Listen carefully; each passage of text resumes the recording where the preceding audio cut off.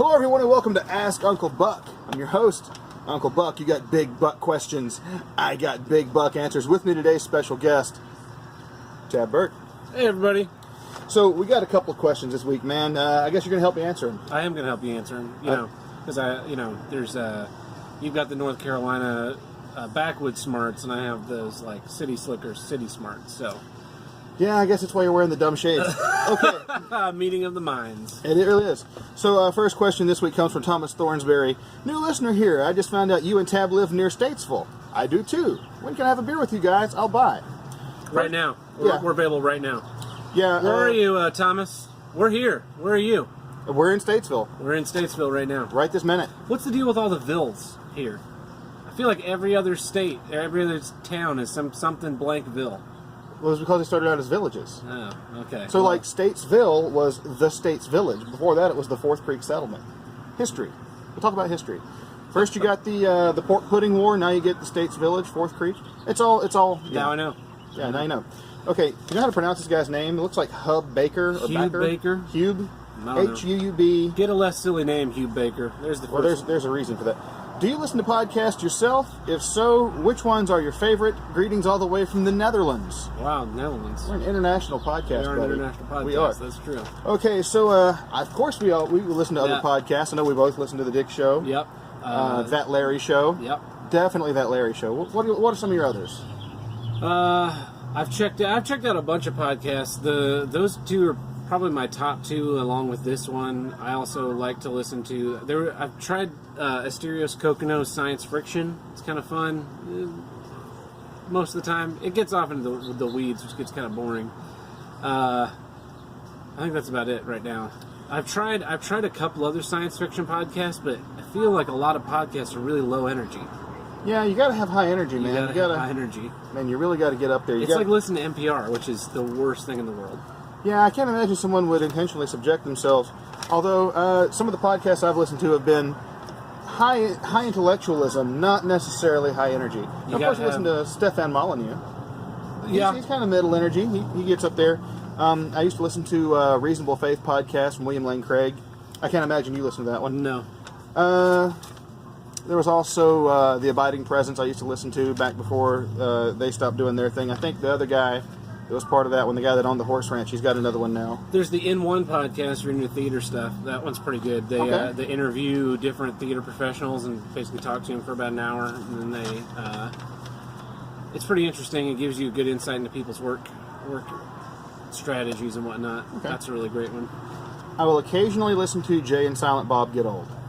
That is a good one. I've listened to that one a couple of times. Sometimes it's really good. I like when they cut out the excerpts. The excerpts of that show are really good.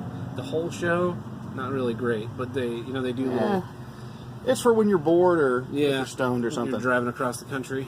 Okay, from Joshua Hemsley. How much takeaway can I eat in a week before I have to start feeling ashamed and guilty?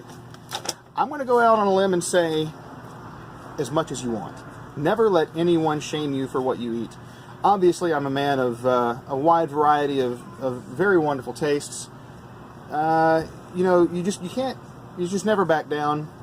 If you just order as much takeout as you possibly can, 3 or 4 times a day, at least 3 or 4 times a day, maybe more like 6 or 7. And just the most unhealthy thing that you could possibly get a hold of. I'm fat for a reason, a delicious reason. I say that you should probably eat at least 1 meal at home a day.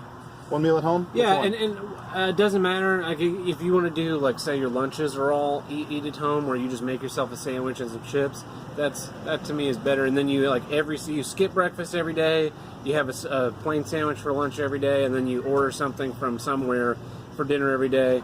That's probably, you're right on the brink of too much. 569, your order is ready. Oh, that's me. I'll be right back. Okay, go ahead. So, obviously Tab is wrong. You should eat every meal carry out.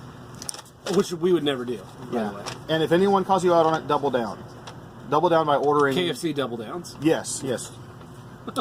Okay, Stuart Davis asked us, what is the societal impact of the liberal influence in our public school system? Now, I think this is a pretty important question.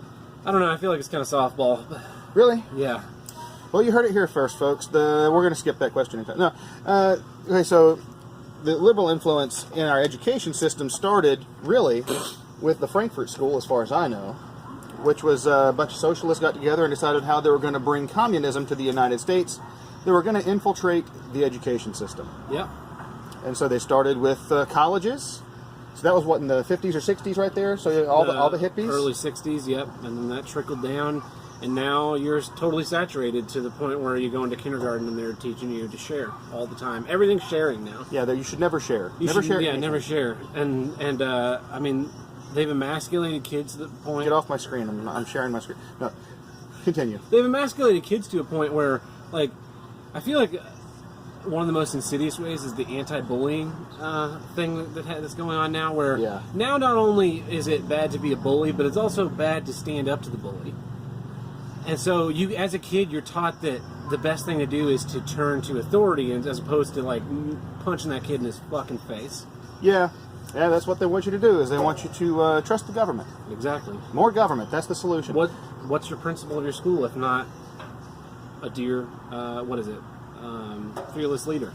Yeah, there you go. I mean, so even when I was a kid back in the 80s, they were starting in on the identity stuff. Self-esteem. We had self-esteem talks all the time. Did you have the words? Did you guys do like words?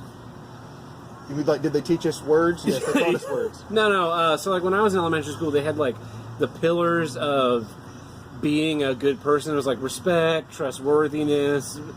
It was like 7 or 8 of them, and these were the pillars of being a great person. And self-esteem was one of them, and it was like you built yourself on these like core values that they were trying to instill in you. And it's like, this is not what regular school is for. Facts and figures, reading, writing, arithmetic. If I want to learn how to be like moral shit, I'll go to church. Yeah. Fuck. Of course, they're also wrong. There's 2 pillars of greatness, and they are a MAGA hat and some aviator glasses. That's it. That's all you have to be great. So 570, your order's ready. I think that's you. Yeah, I better go. Anyway, before we go get our orders,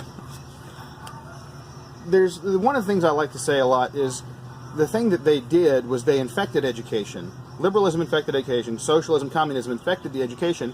And now the kids who were brought up being taught communism in the kindergarten, they're making legislation. And that's a great point. And they're also affecting culture. So kids that were brought up to vote left are making our TV shows, they're making our movies. It's a cultural battle. So the Frankfurt School was actually very effective. It took them a long time. And I think to reverse the process, you've got to do the same thing. You've got to start hitting kids with the truth. Like, just explain facts. Teach kids common sense, because that's the first thing they started doing was teaching eliminating common sense. Yeah, you would think this is the way to do it, but really it's like this. They start affecting your identity. They start telling you how to feel about yourself. They take away your faculty to control yourself. Yeah. Yeah. By implementing like these, like student council is a thing that I think has come about in the last 20 and 30 years that is now super important. Like, but you guys aren't able to do anything. Yeah. As talking as someone who ran for student council president, we had one meeting. One meeting. Yeah. We did something like that whenever I was in school too. So you got to start. Reinfecting the education system with the correct way of thinking, with good common sense. You got to start making movies and podcasts and music with the right message behind it. But also there's a secret weapon that we have discovered that we on the right know how to use that the left hasn't quite figured out yet. And that is the internet. You see, the internet changed everything, because it used to be that for an idea to get from one coast to the other, it had to filter through media and culture. Yeah. And now that filter's gone. Yeah. One man, one voice. So last week, I wanted to contact you. I was here in North Carolina, and you were in California. Yeah. How many thousand miles away is that? 2,400. Okay, so 2,400 miles away, I sent him an idea. It was just like a stupid idea. I was like, tell him about what I ate for breakfast or something. Sorry, I ordered it out. But I clicked the button, and he had that message immediately. Yep. Now, if I were to take a picture, like if me and him were to smile and go, huh, and then you put text above that and below that, whatever you said, people would see that, assume we said it, and then they would say, well, these people are in the picture, they're important. What they say, they're going to file that away in their brain, and they're going to have that little seed of a thought implanted into them. Now, you can always say, why should I believe what someone on the screen says? But here's the other thing that we have on our side. Social proof. You see, social proof is this thing where you hear something enough, you start to believe it. You can try to rationalize and rational think your way out of it as much as you want to, but for some reason it still works. If you're in a room of 100 people and 5 of them say one thing and the other 95 say something else, eventually you're going to side with the 95. It just, I don't know why it works that way. Yeah. That falls into mob mentality a little bit. Yeah, and so one of the things that has been demonstrated over the past year and a half, is that the right has somehow really gotten into memeing.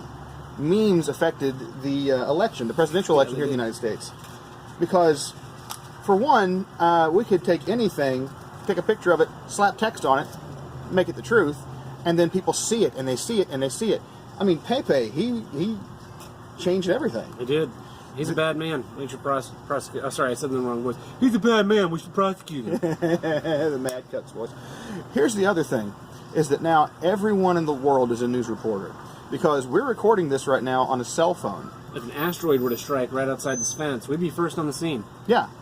Now, whenever there's no filter, there's no gate, there's no gatekeeper on what the media has, then you can get unfiltered news and you can find out the truth. So someone, actually 2 someones, when Hillary Clinton had that episode stumbling into a van, 2 different people got that episode. They got footage of it, and immediately it went out to the internet and everyone saw it. There's no way to spin that, because what are you going to believe? Are you going to believe what the newsman says or your own lying eyes? I mean, that's really, that's true. Yeah. So between having no filter on, no way to block the truth other than trying to, like, filter social media, which is going to fail, meme bombardment, and then traditional channels, we have the tools to change the culture back in half a generation as opposed to 3 or 4 generations. I don't think it's. I think it's longer than that. I think that the grip is too strong. You do? Yeah, because I mean, it's not just like the news media. It's also our television and our movies and our theater. That is all shifted that direction too. So I think that it's going to take a little bit longer than 12 years. I think we're looking more at like 35 years, but I don't think that it's impossible. Well, considering it took us 60 years to get where we are now, it's still pretty good. Yeah, pretty good. So, and also there are people like us who are popping up and doing that kind of thing already anyway. I mean, now we've got this comedy podcast that'll shove red pills up your ass.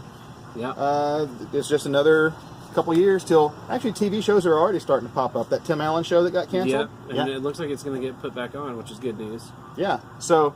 because he had the audacity to have an opinion. Yeah. That's the other thing is we've become more emboldened about not putting up with BS and about speaking the truth and saying, yeah, there is such a thing as truth. I mean, that's become... 574, your ice cream's ready. Sounds like your ice cream's... Yeah, it looks like they've already got dessert ready to go. Tell you what, we're going to go ahead and cut this one here. So everyone, believe the truth, get your memes out, start making content. If you're a content creator, if you're creative and you're on the right, you need to start doing your part. 573, your order is ready. And don't do videos where you're trying to talk about serious things at a restaurant where they holler out the order number. Yeah, and be sure to listen to Here's What I Don't Get every Friday on here'swhatidon'tget.com. All right. So this has been Ask Uncle Buck. I've been your host, Uncle Buck. I'm Tad Burt. Thanks for having me. You had big buck questions. We had big buck answers. Catch you next time. Bye-bye.